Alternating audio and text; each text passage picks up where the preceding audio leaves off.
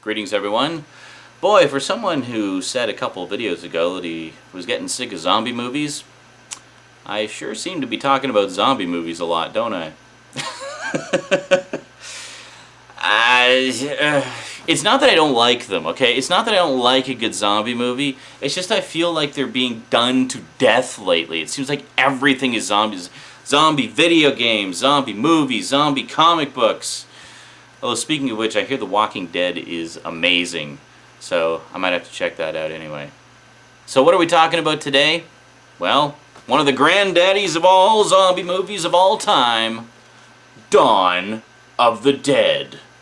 Specifically, the Ultimate Edition. I'm not going to talk about the movie too much, because you know the movie. Come on, it's Dawn of the Dead. If you haven't seen Dawn of the Dead, stop the video right now, see Dawn of the Dead, and get back to me, okay? So we're going to talk about Dawn of the Dead. What else are we going to talk about? Dawn of the Dead. Today, on the Multimedia Chronicles.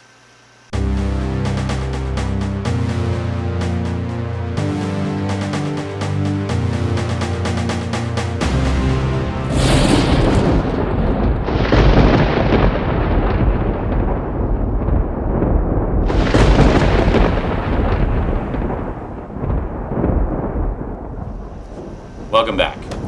Well, let's go backwards, shall we? Let's start with the new one, and then go back, and then go back to the old one. See, I'm getting all Italian again. It's because there's an Italian horror connection, which we'll get into later. That's my story, and I'm sticking to it. Now, you may recall I mentioned this one a while ago actually in a Blu-ray rant, where I was talking about how the Blu-ray edition of this was seriously lacking in extras compared to the DVD edition, which is why I still have the DVD edition, because they have yet to put out a Blu-ray edition that is comparable in extras. So I just kind of wanted to go over the basics here and give you a rundown of what all is on these sets and why you might want to check them out. Now, I'm a huge fan of the original Dawn of the Dead, so when I first heard that there was a remake in the works, I cringed. I was like, oh god. Now this was sort of right at the beginning of the huge wave of classic horror movie remakes that we've been having to endure lately. So Dawn of the Dead wasn't quite in that wave yet. It was kind of at the crest of it, you know, it was at the beginning. So it was a long time before I actually saw this. And the first time I saw it was actually on DVD. I originally picked this up in a double pack with Land of the Dead. So essentially I got two movies for the price of one. Now Land of the Dead was one that I really wanted to see because it was the long-awaited new George Romero movie. And what ended up happening when I watched that double pack was not at all what I was expecting. I watched Land of the Dead first, of course, and I thought it was seriously lacking in comparison to the previous Romero zombie movies, and I was like, what the heck is he doing? You know, there were aspects of it I thought were okay, but there were other aspects that just bugged the shit out of me. Like the zombies thinking and planning and scheming and stuff. It's just like, and feeling bad for other zombies when they get killed. And, you know, I could kind of see what they were trying to do, but I just don't feel that it was executed particularly well. And there were other aspects. I don't know, it's been so long since I only saw it once. That's how unimpressed I was. Normally, if I like a movie, I'll watch it again almost right away, just to further ingrain it into my brain. But Land of the Dead I watched once and then sold the DVD. Yep, that's how impressed I was. Now, eventually I will pick it up again, just the completist in me won't let me not have it. Yeah, I'm obsessive in that way. But anyway, so what ended up happening was, I was like, okay, well, I guess I'll watch the remake of Dawn of the Dead just because it was in the pack and whatever. And as much as I really wanted to hate this because, oh my god, somebody had the audacity to remake Dawn of the Dead, that is sacrosanct. You do not touch Dawn of the Dead. Well, they did. And it felt so good, the way they touched it. I had never heard of Zach Snyder. I don't think anybody else had either. This was kind of his big breakthrough movie. But wow, I was really impressed by what he did with Dawn of the Dead. And to make it even more attractive to me, apparently the mall that they filmed it in was one called Thornhill Square, which was a mall that my friends and I used to hang out in all the time when we were teenagers. Yes, they filmed it in my old hometown. How frickin' cool is that? Not to mention rare. But I can kind of understand why they did film it there, because Thornhill Square has been going downhill steadily over the past 20 years, basically to the point where it's a shell of its former self. As a matter of fact, last I heard, I think they're planning to knock it down and put condos in there or something. I think it just kind of got buried by the competition. There's a lot of other malls within short busing or driving distance of that area, and I think it just got trounced by the competition. It's unfortunate, because that place held a lot of memories for me. So that was a plus for me with this, because I can kind of revisit Thornhill Square. Of course, it's Thornhill Square full of zombies, but yeah. But what can you do? It's still good old Thornhill Square. As for the movie itself, I really enjoyed it, because it essentially took the same basic concept. A bunch of people holing up in a mall to escape the zombie outbreak and just try to survive. But beyond that, it's a very different movie. I mean, first off, you have a lot more characters in it than you did in the original. And second off, you got a lot more subplots because you got a lot more characters. And quite frankly, I thought some of the characters' stories in it were pretty damn interesting. Like, I really liked the story between Ving Rhames' character and the guy in the gun store.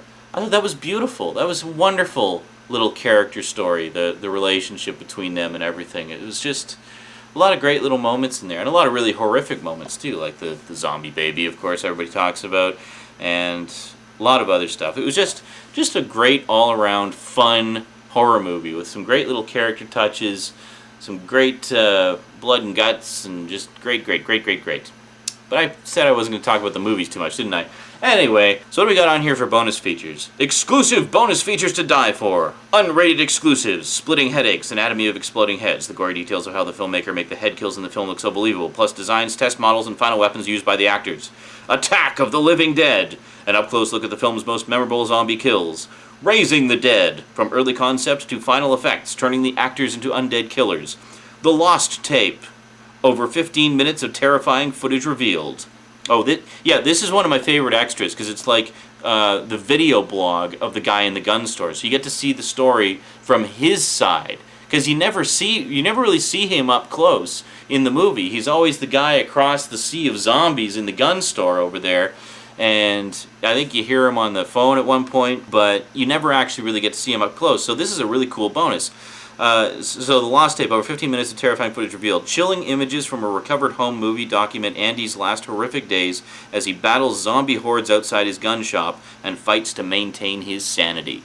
And that's great. That's an awesome thing. And special report, zombie invasion. Startling news coverage includes panicked updates from the White House and scientific experts as the nation is thrown into chaos. Now, that's pretty cool. It's about a 30-minute extra, set up like a mock news broadcast. And it has, what's-his-face, Richard Franklin from Babylon 5 as the newscaster. Must have been one of the last things he did, because he passed away shortly after that. And then it has Bruce Boxleitner as the president. So it's kind of like a mini Babylon 5 reunion. It's awesome. Then you got over 12 minutes of deleted scenes, pulse-pounding scenes too terrifying for the final theatrical release, with optional commentary from director Zach Snyder, and a feature-length commentary. Director Zach Snyder and producer Eric Newman offer their dead-on perspective about making the film. You know, I was talking about how I love Zach Snyder's commentary on Watchmen. I still haven't listened to his commentary on this one. I should really get off my ass and do that. So in terms of contents, you got the nice slipcover here, which is quite snazzy.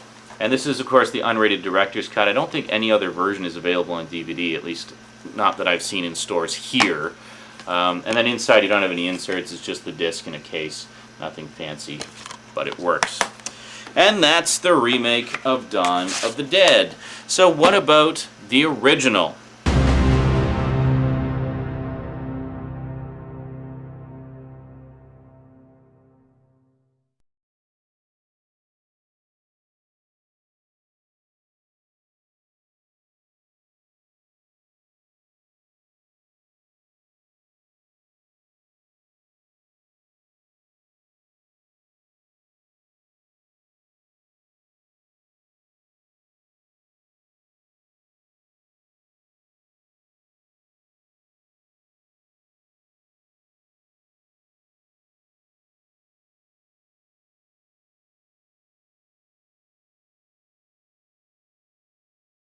Okay, so what do we got here on here? Yeah.